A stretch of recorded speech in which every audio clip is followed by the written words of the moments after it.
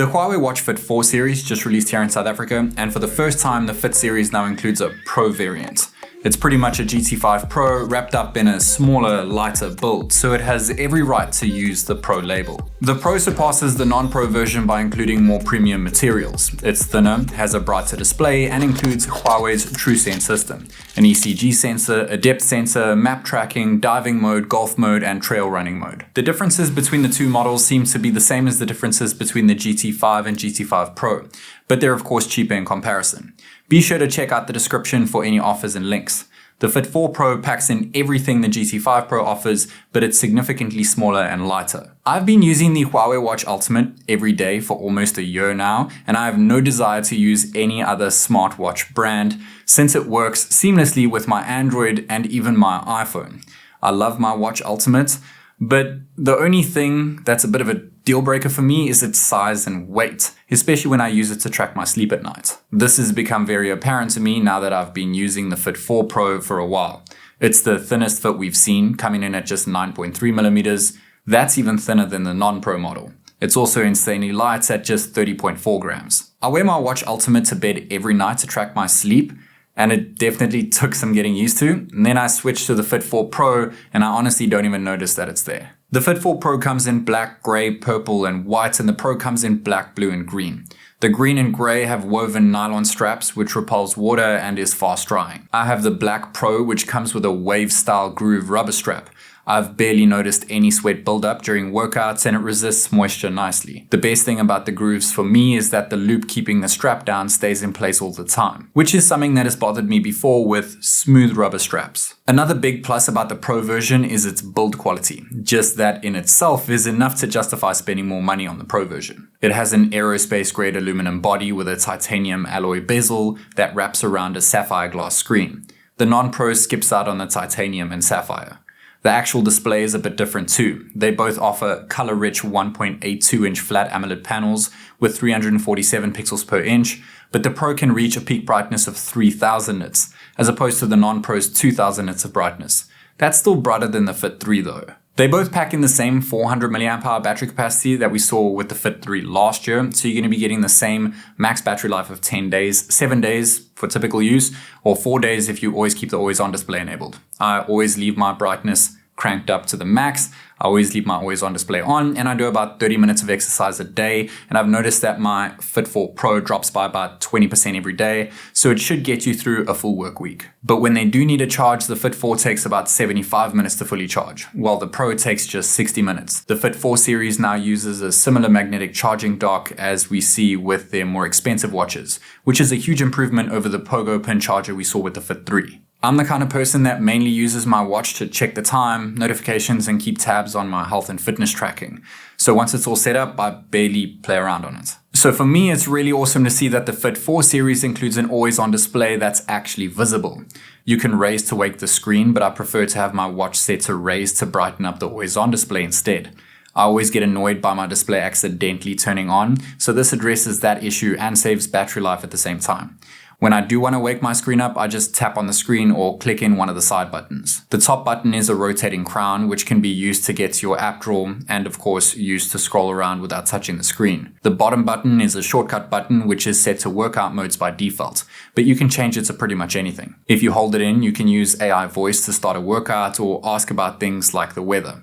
It's also used to measure ECG, which is something the non-Pro version lacks. The watch is running Harmony OS 5.1, and if you've used any recent HUAWEI watch, you'll feel pretty much right at home. You can edit your home screen with different cards, pull down for the control center, up for the notification shade, and click in the crown to scroll through all your apps, which can be viewed as a hex grid or as a list, which I tend to prefer. There's a few preloaded watch faces to choose from, and they can be customized to your preference.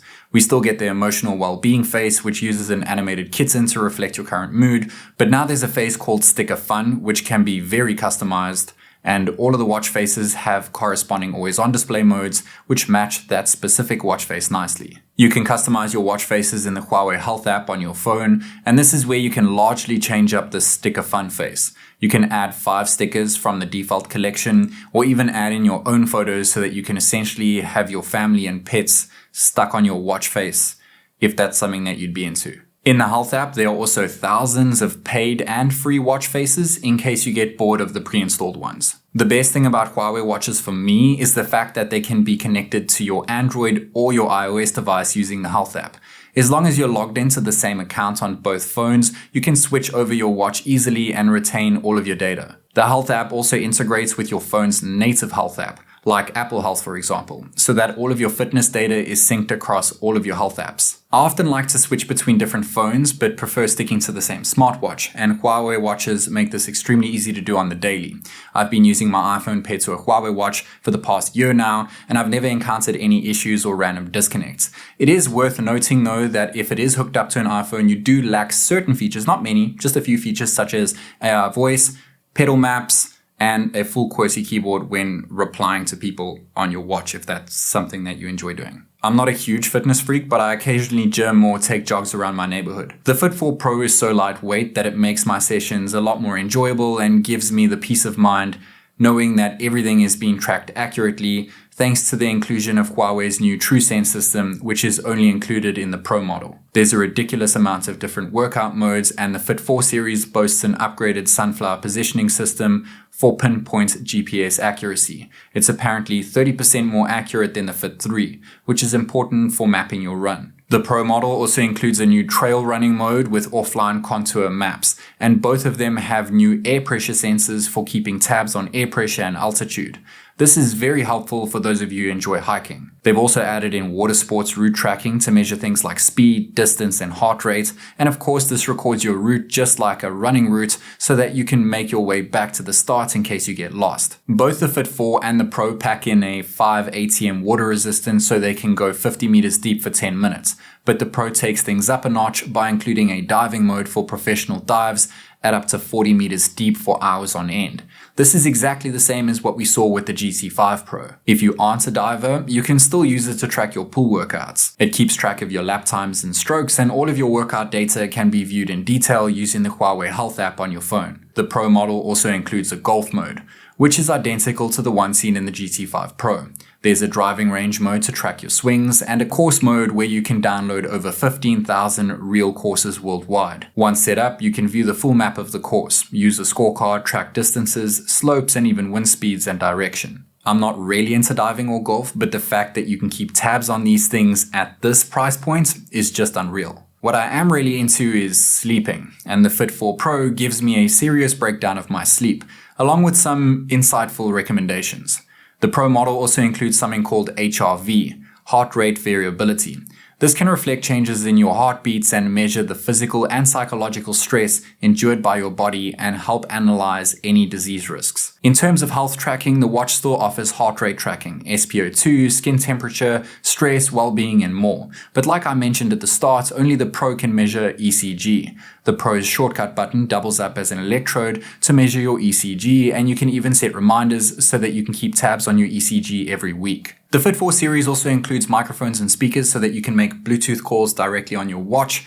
You also get NFC for contactless payments, as well as access to a full QWERTY keyboard on your smartwatch if you're hooked up to an Android phone. If you enjoy trail running, diving, and playing golf, in other words, if you're seriously into extreme sports, then I definitely recommend the Pro model over the standard Fit 4.